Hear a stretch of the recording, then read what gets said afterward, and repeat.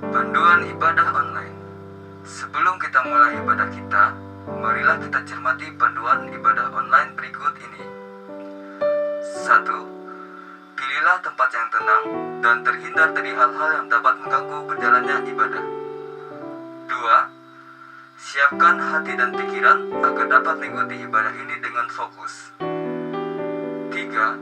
Mengikuti ibadah dengan mengakses tepat waktu, karena setiap bagian dari liturgi ibadah itu penting dan merupakan kesatuan ibadah yang utuh. 4. Ajaklah keluarga dan rekan lain untuk mengikuti ibadah online dan bimbinglah anak-anak untuk mengikuti ibadah dengan tenang. Marilah kita mempersiapkan diri untuk memulai ibadah kita.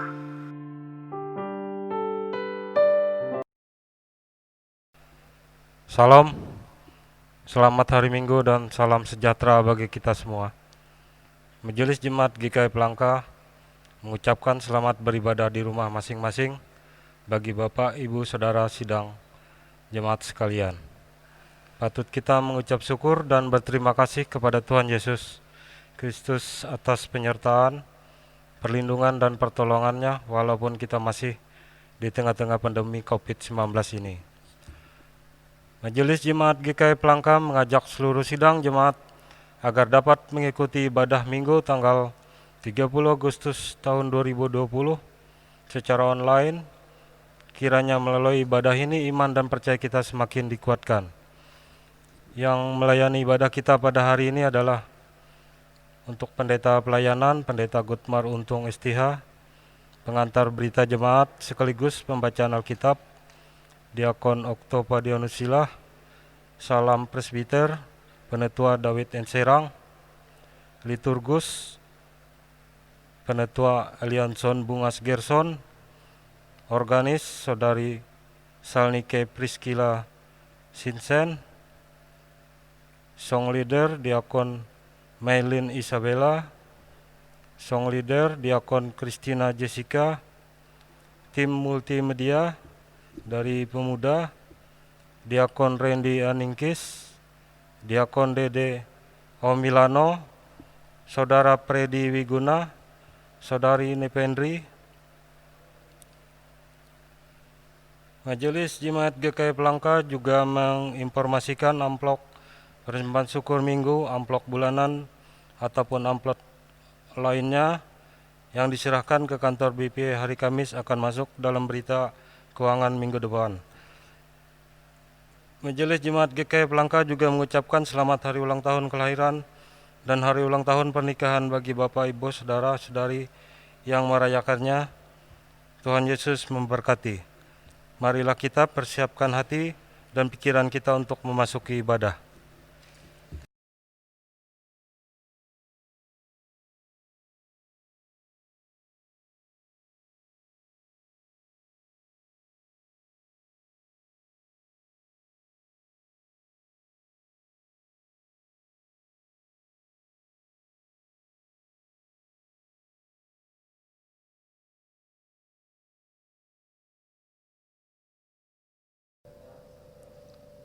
Jemaat sekalian, marilah kita mempersiapkan diri memasuki ibadah. Jemaat seundang berdiri. Pertolongan kita adalah dalam nama Tuhan yang menjadikan langit dan bumi, yang tetap setia untuk selama-lamanya dan tidak meninggalkan perbuatan tangannya. Kasih karunia dan damai sejahtera dari Allah Bapa kita dan dari Tuhan Yesus Kristus menyertai saudara-saudara sekalian.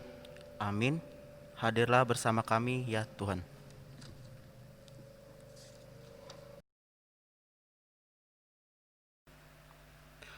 Jemaat menyanyi dari pelengkap Kidung Jemaat nomor 27, bait yang pertama sampai dengan bait yang kedua.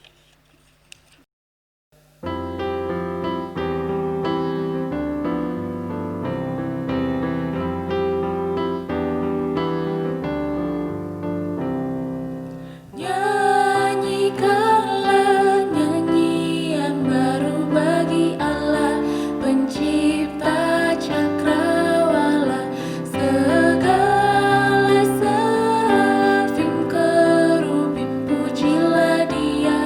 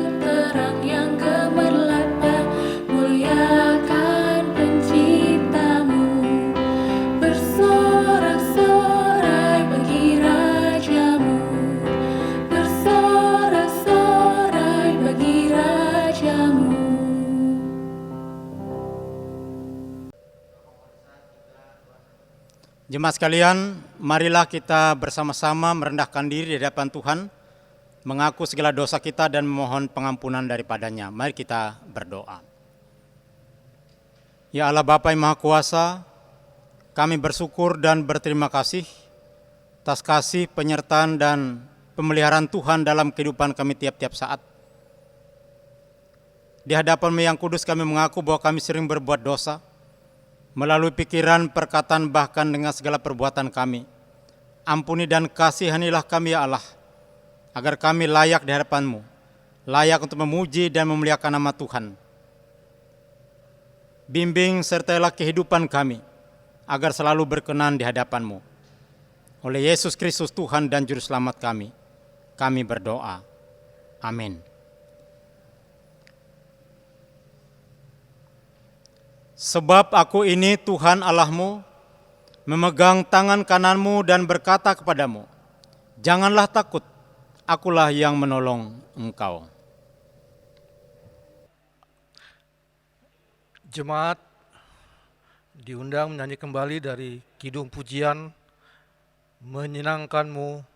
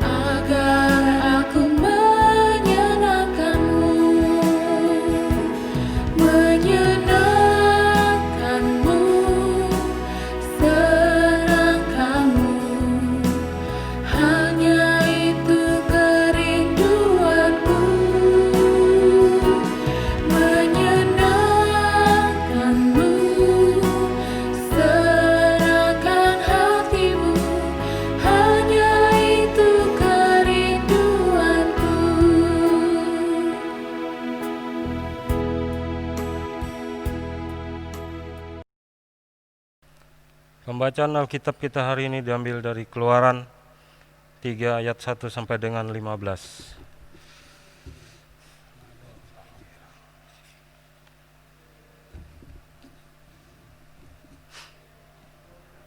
Keluaran 3 ayat 1 sampai dengan 15. Adapun Musa, ia bisa mengembalakan kambing domba Yitro, mertuanya Iman di Midian. Sekali ketika ia menggiring kambing domba itu ke seberang padang gurun, sampailah ia ke gunung Allah, yaitu gunung Horeb. Lalu malaikat Tuhan menampakkan diri kepadanya di dalam nyala api yang keluar dari semak duri. Lalu ia melihat, dan tampaklah semak duri itu menyala, tetapi tidak dimakan api. Musa berkata, "Baiklah, aku menyimpang ke sana untuk memeriksa penglihatan yang hebat itu. Mengapakah tidak terbakar semak duri itu?" Ketika dilihat Tuhan bahwa Musa menyimpang untuk memeriksanya, berserulah Allah dari tengah-tengah semak duri itu kepadanya, "Musa, Musa." Dan ia menjawab, "Ya Allah." Lalu ia berfirman, "Janganlah datang dekat-dekat. Tanggalkanlah kasutmu dari kakimu, sebab di tempat engkau berdiri itu adalah tanah yang kudus." Lalu ia berfirman, "Akulah Allah ayahmu, Allah Abraham, Allah Ishak, dan Allah Yakub." Lalu Musa menutup mukanya, sebab ia takut memandang Allah. Dan Tuhan berfirman, "Aku telah memperhatikan dengan sungguh-sungguh kesengsaraan umatku di tanah Mesir, dan aku telah mendengar seruan mereka yang disebabkan oleh pengerah-pengerah mereka. Ya, aku mengetahui penderitaan mereka.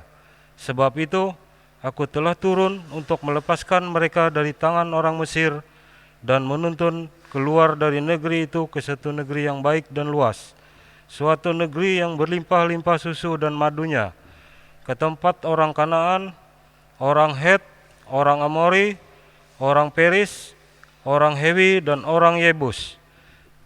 Sekarang seruan orang Israel telah sampai kepadaku. Juga telah kulihat betapa kerasnya orang Mesir menindas mereka. Jadi sekarang pergilah, aku mengutus engkau ke Firaun untuk membawa umatku orang Israel keluar dari Mesir." Tetapi Musa berkata kepada Allah, "Siapakah aku ini? Maka aku akan menghadap Firaun dan membawa orang Israel keluar dari Mesir." Lalu firman-Nya, "Bukankah aku akan menyertai engkau? Inilah tanda bagimu bahwa aku yang mengutus engkau. Apabila engkau telah membawa bangsa itu keluar dari Mesir, maka kamu akan beribadah kepada Allah di gunung ini." Lalu Musa berkata kepada Allah, "Tetapi apabila aku mendapatkan orang Israel dan berkata kepada mereka, 'Allah nenek moyangmu telah mengutus aku kepadamu,' dan mereka bertanya kepadaku, 'Bagaimana tentang namanya?' Apakah yang harus kujawab kepada mereka?" Firman Allah kepada Musa, "Aku adalah Aku." Lagi firman-Nya, "Beginilah kukatakan kepada orang Israel itu, Akulah Aku, telah mengutus aku kepadamu." Selanjutnya berfirmanlah Allah kepada Musa, "Beginilah kukatakan kepada orang Israel, Tuhan Allah nenek moyangmu, Allah Abraham, Allah Ishak, dan Allah Yakub telah mengutus aku kepadamu. Itulah namaku untuk selama-lamanya, dan itulah sebutanku turun-temurun." Yang berbahagia ialah mereka yang mendengarkan firman Allah dan yang memeliharanya. Amin.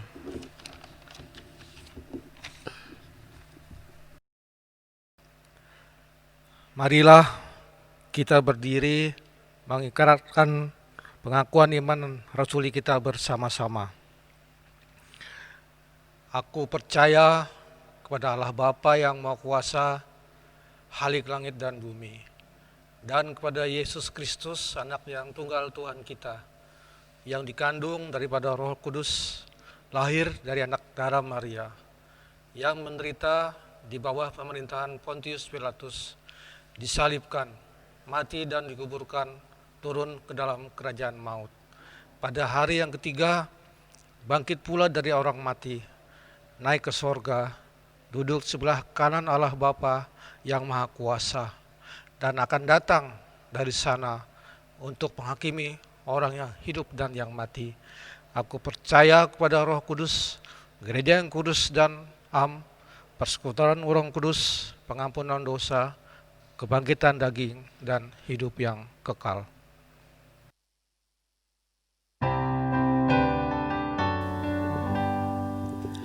Haleluya, haleluya, haleluya.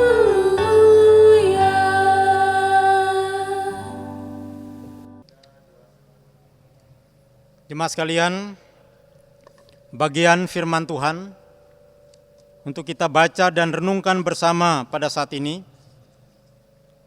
sebagaimana telah ditetapkan berdasarkan Almanak Nas Gereja Kalimantan Pengelis, terdapat dalam Perjanjian Baru, yaitu dari Injil Matius pasal 16, ayat 21 hingga ayat yang ke-28. Sebelum kita membaca dan merenungkannya, mari kita berdoa. Ya Allah Bapa yang Maha Kuasa, pada saat ini kami bersama-sama ingin merenungkan firman-Mu. Sertai dan urapi kami dengan kuasa Roh-Mu yang kudus, agar kami boleh mengerti, boleh memahami firman-Mu ini. Arahkanlah hati dan pikiran kami ya Bapa, supaya hati dan pikiran kami tertuju kepada Engkau, melalui pemberitaan firman-Mu ini. Oleh Yesus Kristus Tuhan dan Juru Selamat kami berdoa. Amin. Injil Matius pasal 16 ayat 21 hingga ayat yang ke-28 berbunyi demikian. Pemberitahuan pertama tentang penderitaan Yesus dan syarat-syarat mengikuti Dia. Sejak waktu itu Yesus mulai menyatakan kepada murid-muridnya bahwa Ia harus pergi ke Yerusalem dan menanggung banyak penderitaan dari pihak tua-tua, imam-imam kepala dan ahli-ahli Taurat, lalu dibunuh dan dibangkitkan pada hari ketiga. Tetapi Petrus menarik Yesus ke samping dan menegur Dia. Katanya, "Tuhan, kiranya Allah menjauhkan hal itu. Hal itu sekali-kali tak akan menimpa Engkau." Maka Yesus berpaling dan berkata kepada Petrus, "Enyahlah iblis, engkau suatu batu sandungan bagiku, sebab engkau bukan memikirkan apa yang dipikirkan Allah, melainkan apa yang dipikirkan manusia." Lalu Yesus berkata kepada murid-muridnya, "Setiap orang yang mau mengikut aku, ia harus menyangkali dirinya, memikul salibnya dan mengikut aku. Karena barang siapa mau menyelamatkan nyawanya, ia akan kehilangan nyawanya. Tetapi barang siapa kehilangan nyawanya karena aku, ia akan memperolehnya. Apa gunanya seorang memperoleh seluruh dunia tetapi kehilangan nyawanya? Dan apakah yang dapat diberikannya sebagai ganti nyawanya? Sebab Anak Manusia akan datang dalam kemuliaan Bapanya, diiringi malaikat-malaikatnya. Pada waktu itu ia akan membalas setiap orang menurut perbuatannya. Aku berkata kepadamu, sesungguhnya di antara orang yang hadir di sini, ada yang tidak akan mati sebelum mereka melihat Anak Manusia datang sebagai Raja dalam kerajaannya." Shalom. Bapak Ibu Saudara sekalian, jemaat yang dikasihi oleh Tuhan Yesus Kristus. Sejak zaman Yesus, bahkan sampai sekarang, di kalangan orang-orang Kristen bermacam-macam motivasi untuk mengikuti atau menjadi pengikut Yesus. Ada yang karena ingin melihat rupa Yesus. Ada yang mengikuti Yesus karena ingin membuktikan apakah Yesus itu berkuasa atau kuasanya benar-benar ampuh. Ada yang mengikuti Yesus karena ingin kaya atau mendapat sesuatu. Ada yang mengikuti Yesus karena ingin memperoleh hidup atau keselamatan. Jadi sekali lagi bermacam-macam motivasi. Terhadap motivasi yang sedemikian Yesus mengatakan, "Sesungguhnya kamu mencari aku bukan karena kamu telah melihat tanda-tanda, melainkan karena kamu makan roti dan kamu menjadi kenyang." Bisa kita bandingkan dalam Injil Yohanes pasal 6 ayat 26. Saudara sekalian, kata-kata Yesus menunjukkan bahwa banyak orang yang datang dan mengikuti Dia tidak mempunyai motivasi yang benar. Kalau kita mempertahankan motif yang dilakukan beberapa orang Kristen sekarang ini, ada kecenderungan untuk mengikuti Yesus karena maunya yang enak-enak saja dan menolak yang tidak enak, atau tidak mau yang namanya susah. Sehingga ada orang Kristen hanya mengharapkan mujizat dan berkat-berkatnya saja, dan tidak mau tahu makna lain dari kehidupan Yesus, yaitu penderitaannya. Saudara sekalian, mengikut Yesus bukan hanya berarti bahwa orang mengaku percaya. Misalnya sudah dibaptis, sudah CD dan lain-lain. Dia datang untuk beribadah setiap saat, atau hanya mau berkat-berkatnya saja. Menjadi pengikut Yesus berarti bahwa orang betul-betul rela atau bersedia rela untuk mengikuti Yesus. Walaupun misalnya dibawa ke tempat-tempat yang mungkin saja tidak diinginkannya, atau dalam situasi dan kondisi yang tidak diharapkannya. Berjalan di jalan yang penuh penderitaan dan pergumulan hidup. Saudara, sayangnya bahwa banyak orang Kristen begitu gampang mengaku sebagai pengikut Yesus, padahal mereka belum mengerti dan belum menggumuli arti menjadi pengikut Yesus itu seutuhnya. Banyak orang yang menghindar dari penderitaan dan pergumulan yang berat, padahal sisi ini merupakan sisi lain dari jalan yang dilewati oleh Yesus dalam kehidupannya sebelum dipermuliakan dalam kemenangan. Tiada mahkota tanpa salib. Saudara sekalian, murid Yesus harusnya berjaga-jaga di Taman Getsemani. Namun rupanya dalam cerita ini mereka tertidur. Sehingga pada akhirnya Yudas menjual Yesus. Dan kemudian Petrus juga menyangkal Yesus. Sikap murid-murid ini merupakan potret yang tepat betapa inginnya para murid ini menjadi pengikut Yesus yang baik dan setia. Namun ketika tawaran menggoda mereka, kesulitan menghimpit, perjuangan dan pergumulan sangat berat menghadang, kesetiaan mereka menjadi luntur. Mengikut Yesus tidak cukup dengan pengakuan di mulut saja. Tidak. Apabila dengan motivasi yang keliru, ikut Yesus hanya untuk melihat dan mengalami mujizat atau berkat-berkatnya saja. Mengikut Yesus adalah pergulatan yang berat dan terus-menerus antara naluri yang menyenangkan atau untuk yang menyenangkan, menyelamatkan nyawa dan menderita, hancur dan mati sekalipun seperti Yesus demi karya pemulihan Allah. Saudara sekalian, Tuhan Yesus berkata, setiap orang yang mengikut aku, ia harus menyangkal dirinya, memikul salibnya dan mengikut aku.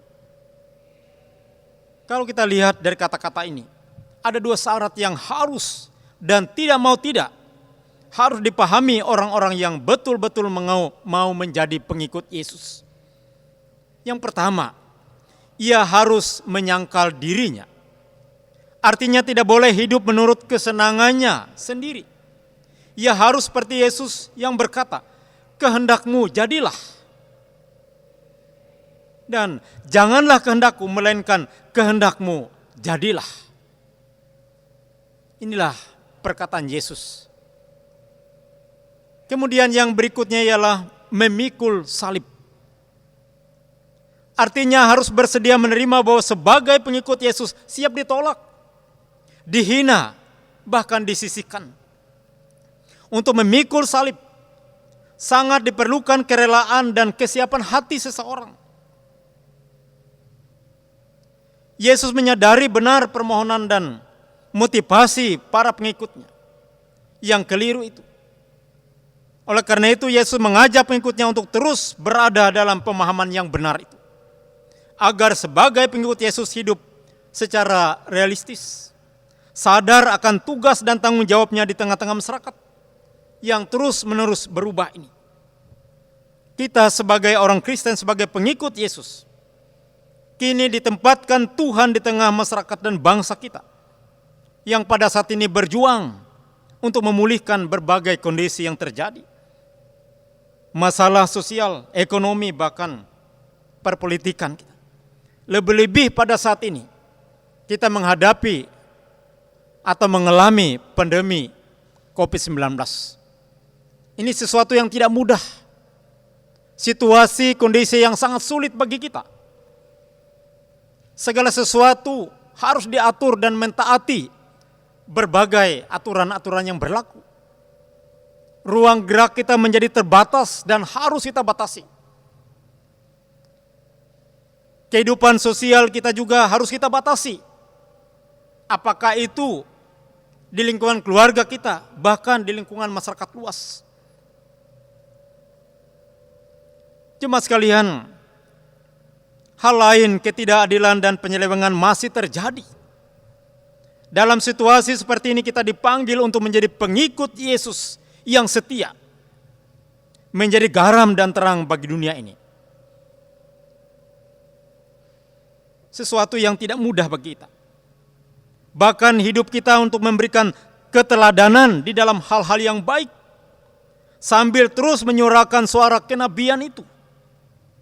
Bersikap kritis atas segala sesuatu yang terjadi di sekitar kita. Menghindari sesuatu yang tidak benar. Dan berupaya melakukan sesuatu yang baik dan benar. Dan bermanfaat bagi diri sendiri, bagi keluarga, bagi jemaat, bahkan bagi kehidupan masyarakat secara luas. Memang tidak mudah.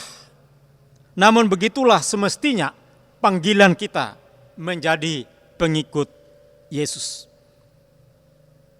Bapak Ibu Saudara sekalian yang dikasihi oleh Tuhan Yesus Kristus, berhadapan dengan Yesus berarti berhadapan dengan sebuah keputusan. Ada harga yang harus dibayar. Ada pengorbanan yang harus diberikan. Ada salib yang harus kita pikul. Karena itu Yesus berkata, setiap orang yang mau mengikut aku, ia harus menyangkali dirinya, memikul salibnya dan mengikut aku. Saudara, bila kita rela, semuanya akan menjadi lebih mudah. Sebagaimana kata Rasul Paulus dalam 2 Korintus 12 ayat 15. Aku suka mengorbankan milikku, bahkan mengorbankan diriku untuk kamu. Jemaat sekalian, marilah kita hidup dalam ketaatan dan kesetiaan, menjadi pengikut Yesus yang sungguh-sungguh, menyerahkan seluruh kehidupan kita, agar kehidupan kita ini menjadi alat di tangan Tuhan untuk melakukan kehendak-Nya. Tuhan Yesus memberkati kita sekalian. Amin.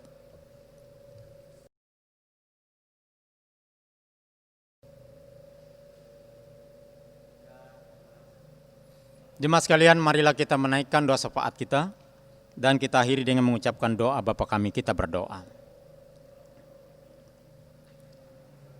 Kami bersyukur dan berterima kasih ya Tuhan atas firman-Mu yang telah kami renungkan bersama. Mengingatkan kami sekalian agar kami boleh menjadi pengikut Yesus. Menjadi umat-Mu, menjadi murid-murid-Mu yang baik dan benar. Yang sungguh-sungguh memahami arti dan makna kehidupan kami sebagai pengikut Yesus.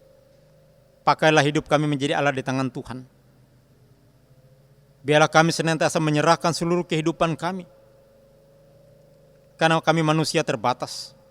Tapi kasih dan kemurahan Tuhanlah yang memampukan kami dengan kuasa Roh-Mu yang kudus melakukan apa yang Tuhan kehendaki dalam kehidupan ini. Terima kasih atas firman Tuhan itu. Kami serahkan seluruh kehidupan kami jemaat Tuhan, setiap pribadi, setiap keluarga kami, agar kehidupan kami dibimbing, dipimpin, dipelihara oleh tangan kasih Tuhan. Sertalah kami dalam melaksanakan tugas pekerjaan kami sehari-hari. Tuhan memberkatinya, dan kami bersyukur atas segala kebaikan, kemurahan, dan berkat-berkat Tuhan itu dalam kehidupan kami. Kuatkanlah iman pengharapan kami. Berikan kami kekuatan, kesehatan senantiasa. Kami serahkan mereka yang sudah lanjut usia. Tuhan memimpin, memelihara mereka dalam kasih dan kemurahan Tuhan. Dan mereka tetap dikuatkan dalam iman pengharapan. Bagi para janda duda dan anak yatim piatu, Tuhan juga memimpin, memelihara mereka dalam perjuangan hidupnya.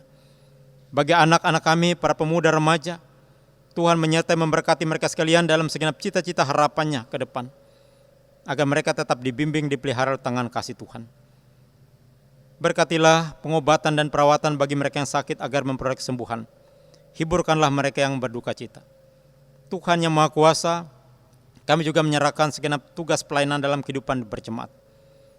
Gereja Kalimantan Pengelis, dari tingkat sinode, reso sampai jemaat-jemaat, dalam tugas pelayanannya, agar disertai dan diberkati oleh Tuhan. Biarlah kami para pelayan-Mu dapat melakukan tugas pelayanan itu dengan baik, dengan berbagai cara pada saat ini. Dalam ibadah secara langsung tatap muka, dalam skala-skala yang kecil. Dalam ibadah-ibadah secara online, agar semua tugas tanggung jawab pelayanan itu disertai dan diberkati oleh Tuhan. Sehingga iman pengharapan kami semakin bertumbuh, walaupun dalam situasi dan kondisi yang sulit pada saat ini Tuhan. Kami serahkan bangsa dan negara kami, para pemimpin kami dari tingkat pusat sampai daerah. Tolonglah mereka dalam melaksanakan tugas tanggung jawab mereka masing-masing. Bagi gugus tugas pandemi COVID-19, Tuhan juga menolong mereka untuk melakukan tugas tanggung jawabnya. Dan kami sebagai umat masyarakat boleh mentaati berbagai aturan-aturan yang berlaku, termasuk kami sebagai warga gereja, warga jemaat. Tolonglah kami untuk menjaga kesehatan, mentaati berbagai aturan itu, agar kami terbebas dari pandemi ini. Kiranya Tuhan selalu memimpin, memelihara kami sekalian dalam kasih dan kemurahan-Mu, dalam kehidupan pribadi, dalam kehidupan keluarga, dalam kehidupan jemaat, bahkan dalam kehidupan kami sebagai anggota masyarakat. Semuanya itu kami serahkan ke dalam tangan kasihan Tuhan. Biarlah situasi dan kondisi ini pada saatnya akan berlalu. Kami mengetahui kuasa Tuhan yang melebihi segala sesuatu. Oleh sebab itu kami hanya bersandar kepada-Mu saja ya Allah. Terima kasih ya Tuhan, seluruh hidup kami, seluruh pelayanan kami, seluruh karya kami serahkan ke dalam tangan pengasihan-Mu. Inilah doa kami yang kami alaskan di dalam nama Tuhan Yesus Kristus Juru Selamat kami yang mengajarkan kami berdoa. Bapa kami yang di sorga, dikuduskanlah nama-Mu, datanglah kerajaan-Mu, jadilah kehendak-Mu di bumi seperti di sorga. Berikanlah kami pada hari ini makanan kami yang secukupnya, dan ampunilah kami akan kesalahan kami, seperti kami juga mengampuni orang yang bersalah kepada kami. Dan janganlah membawa kami ke dalam pencobaan, tapi lepaskanlah kami daripada yang jahat, karena Engkaulah yang mempunyai kerajaan dan kuasa dan kemuliaan sampai selama-lamanya. Amin. Sekarang ada kesempatan bagi kita untuk memberikan persembahan syukur sebagai nats pengantar, sebab jika kamu rela untuk memberi, maka pemberianmu akan diterima. Kalau pemberianmu itu berdasarkan apa yang ada padamu, bukan berdasarkan apa yang tidak ada padamu. 2 Korintus pasal 8 ayat yang ke-12. Sebelum kita mempersembahkan persembahan kita secara mandiri ke dalam amplop yang sudah disediakan, marilah kita berdoa. Tuhan Allah Bapa kami yang bertata dalam kerajaan surga, terima kasih atas berkat kehidupan yang telah Tuhan berikan kepada kami hari lepas hari. Tuhan Yesus, pada saat ini kami akan memberikan persembahan, kiranya Kau memberkati kami semua yang akan memberikan persembahan. Biarlah persembahan ini berguna untuk kepujian kemuliaan nama Tuhan, secara khusus di lingkungan pelayanan Gereja Sion. Di dalam nama anak-Mu Yesus Kristus, kami berdoa, mengucap syukur. Amin. Sebagai pengantar persembahan syukur yang akan kita kumpulkan secara mandiri, kita menyanyi dari pelengkap Kidung Jemaat nomor 148, bait yang pertama sampai dengan bait yang ketiga. Terima kasih ya Tuhanku.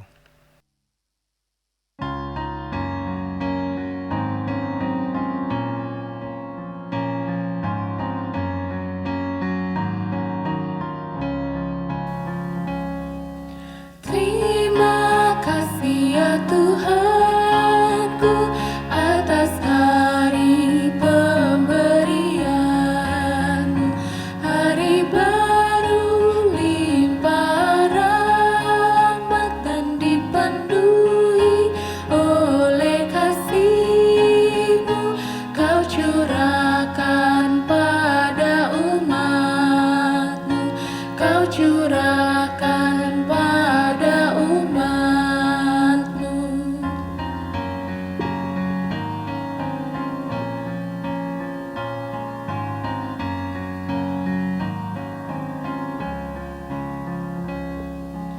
Terima kasih atas waktu yang Kau tawarkan padaku, agar dalam masa muda aku belajar tentang kasih-Mu yang besar dan mulia itu, yang besar dan mulia itu.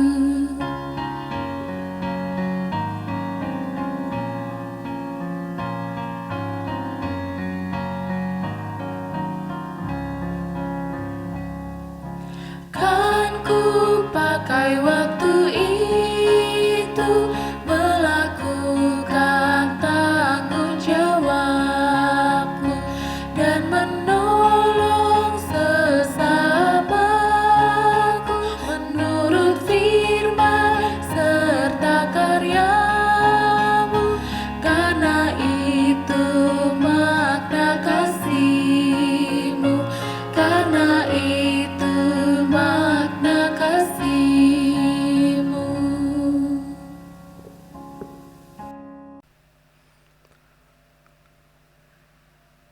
Sebelum kita menerima berkat Tuhan, kita menyanyi kembali dari nyanyian Kidung Baru nomor 133, bait yang pertama sampai dengan bait yang ketiga. Syukur padamu ya Allah.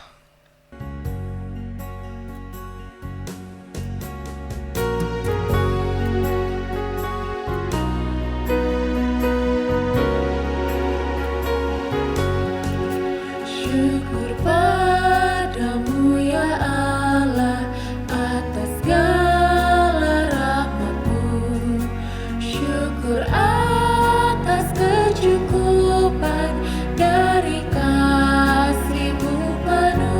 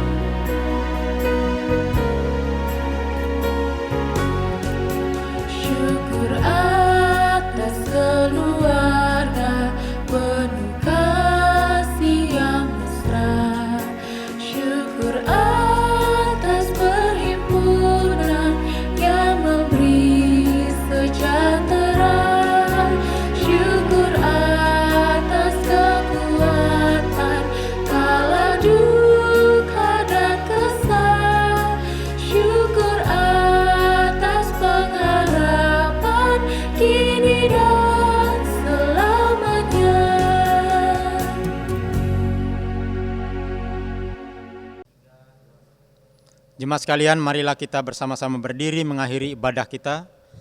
Jemaat sekalian, terimalah berkat Tuhan. Tuhan memberkati engkau dan melindungi engkau. Tuhan menyinari engkau dengan wajah-Nya dan memberi engkau kasih karunia. Tuhan menghadapkan wajah-Nya kepadamu dan memberi engkau damai sejahtera.